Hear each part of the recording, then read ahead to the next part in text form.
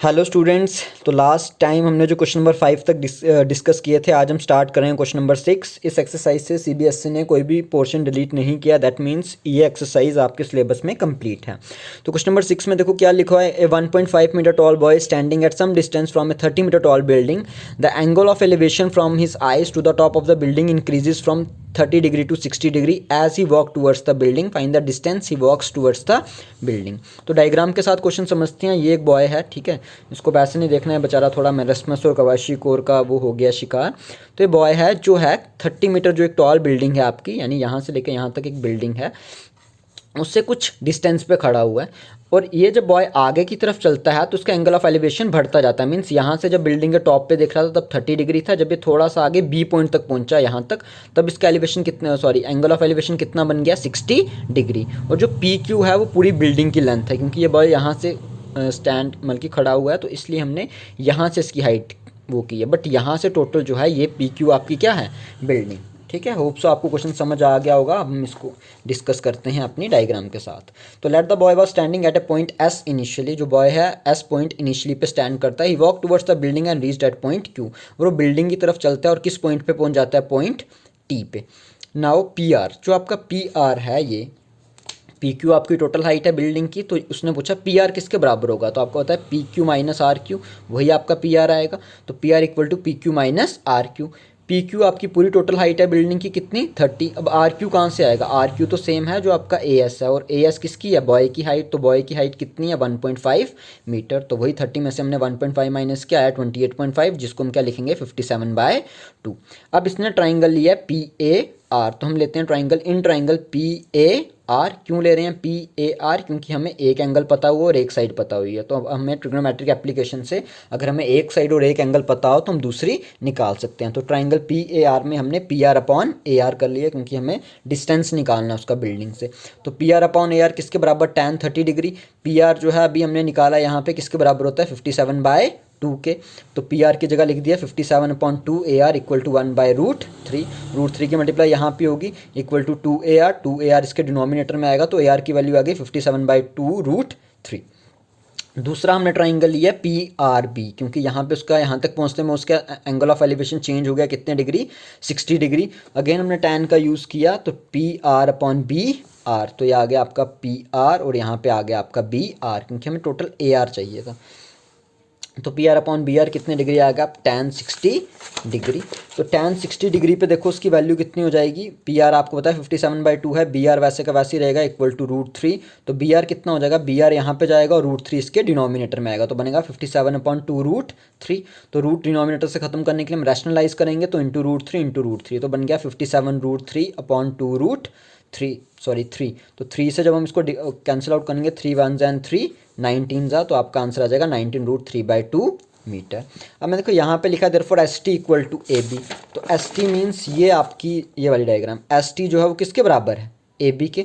मैं S T को A B लिख सकता हूँ ना, तो वही लिखा हुआ है S T equal to A B. और जो आपका, अगर मैं A R minus B R करूँगा, क्योंकि ये मेरा ए आर है, अगर मैं उससे बी आर को माइनस करूँगा, ये ए आर मेरे को मिल गया और बी आर भी मेरे को मिल गया, तो मुझे कौन सा डिस्टेंस मिल जाएगा, ए बी। दैट मीन्स वो कितना वॉक किया है उसने। तो वही इस क्वेश्चन में किया हुआ है कि A R minus B R. A R आपका था 57√3/2 और बी आर आपका था 19√3/2।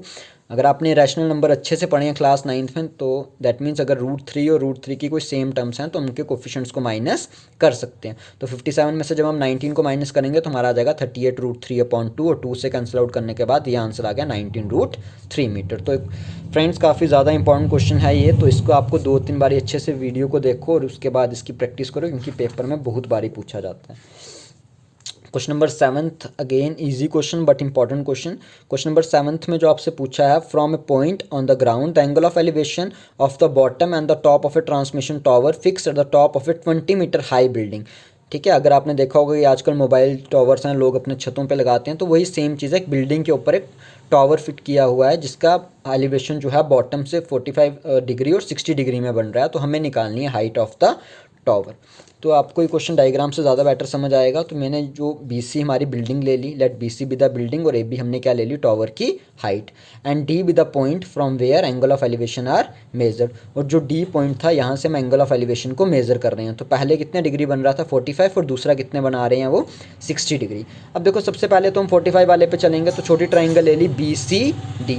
तो in triangle B C D पे हम देखो क्या करेंगे, B C by C D. तो वो कितना डिग्री आपका आ जाएगा, यहाँ से डायग्राम भी देखते जाओ, ये आपका आ गया बी सी और ये आ गया आपका सी डी। टैन के लिए होता है ना परपेंडिकुलर बाय बेस। तो B C upon C D किसके बराबर, टैन 45 के।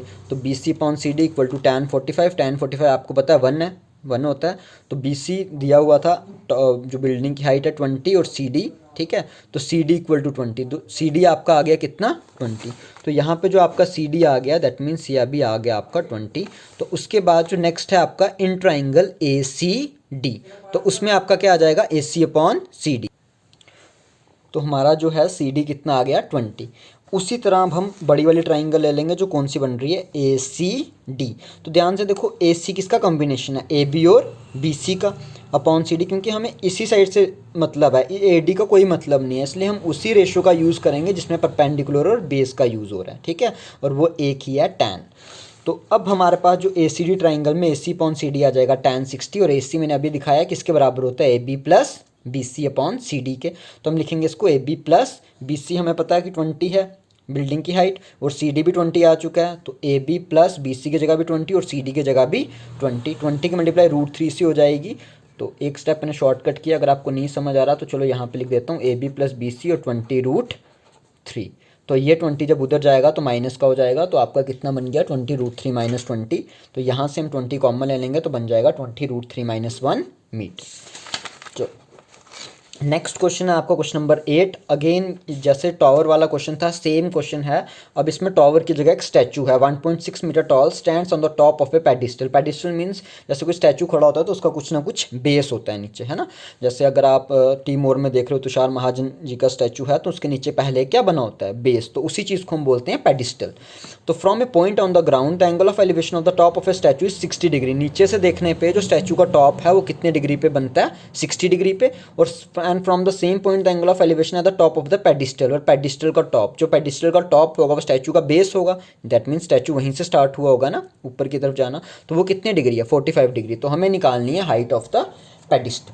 तो हाइट ऑफ द पेडिस्टल कैसे निकलेगी, ये देखो डायग्राम, ए बी आपका स्टैचू आ गया 1.6 मीटर, ये बी सी आपका पेडिस्टल है यानी इसके ऊपर स्टैचू है जिसकी हाइट हमें नहीं पता। अगेन हमारे लिए इन्हीं चीज़ों का मतलब है इसका और इसका, तो हाइपोटेन्यूज का कोई लेना देना नहीं है। तो हम परपेंडिकुलर बेस वाली टर्म्स का यूज़ करेंगे। तो let A be the statue, B C be the pedestal and delta be the point on the ground, D be the point on the ground from where elevation is measured. तो हमें triangle ले रहे हैं पहले B C D, छोटी triangle ही 45 degree पे।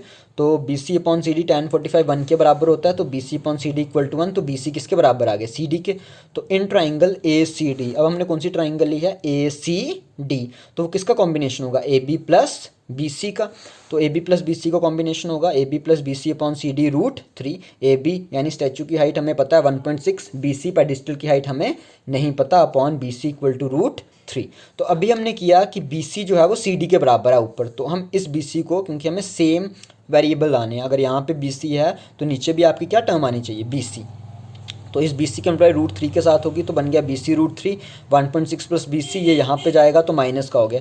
दोनों में से बी सी कॉमन है तो ले सकते हो। तो आपका बन गया 1.6 equal to B C √3 minus 1। Again जो बी सी की वैल्यू निकालनी है तो B C equal to 1/6 upon √3 minus 1।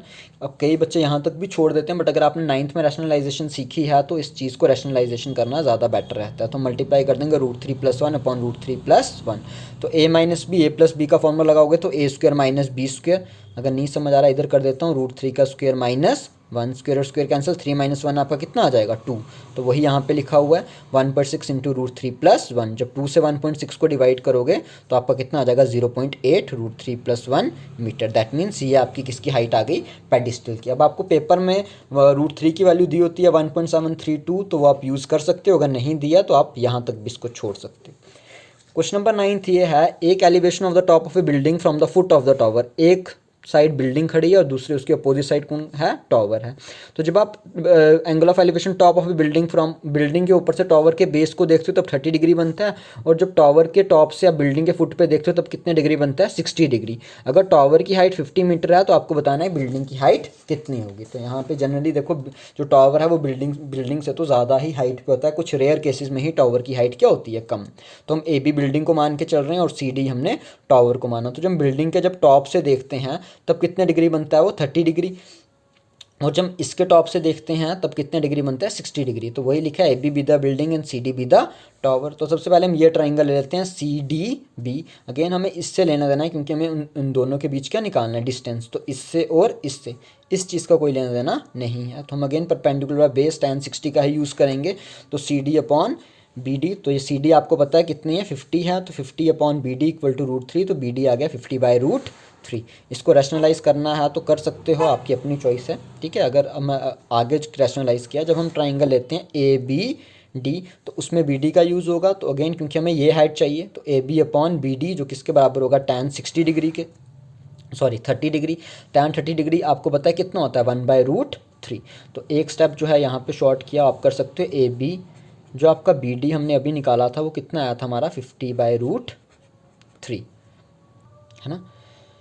तो ये आपका आ गया, इस √3 को आप यहाँ पे भेज दो, जब ये इधर मल्टीप्लाई होगा तो कितना हो जाएगा 50/√3, और tan 30 डिग्री आपका कितना हो जाएगा 1/√3। अदरवाइज़ अगर कन्फ्यूजन लग रही है इस √3 को टॉप पे ले जाओ 50, तब भी यहाँ पे मल्टीप्लाई होगा, √3 तब भी इसके डिनोमिनेटर में आएगा। तो रैशनलाइज करने पे आपका रहा 50/3, जिसको मिक्स्ड फ्रैक्शन में लिख सकते हैं 16/2/3 मीट। तो ये थे आपके क्वेश्चन नंबर 9। होप सो आपको आज के क्वेश्चन अच्छे से समझ आए होंगे। अब जो नेक्स्ट क्वेश्चन है, मिलते हैं हम अपनी नेक्स्ट वीडियो में। अगर वीडियो पसंद आ रही है ज़रूर लाइक शेयर और सब्सक्राइब करें, and thank you and have a good day.